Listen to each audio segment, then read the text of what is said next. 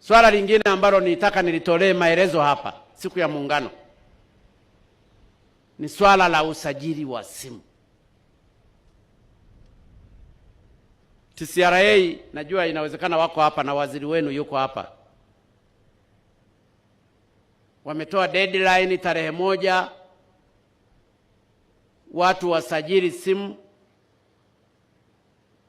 kwa kutumia vitambulisho vya taifa.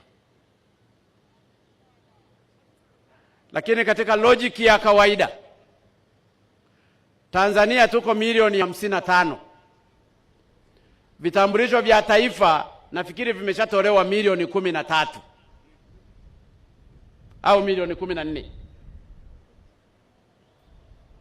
Hasa ukishazungumza watu wote wasajiliwe kwa vitambulisho vya taifa wakati NIDA haijamaliza kutoa vitambulisho vya taifa, maana yake unawaeleza baadhi ya Watanzania milioni 20 na kitu wasiwe na simu.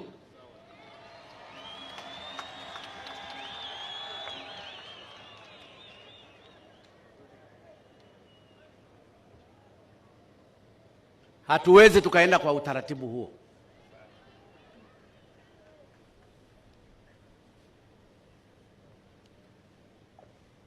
Kama vitambulisho vya taifa havijatolewa kwa Watanzania wote, ile statement ya kwamba mtu mwenye simu lazima asajiliwe kwa kutumia kitambulisho cha taifa haiwezekani.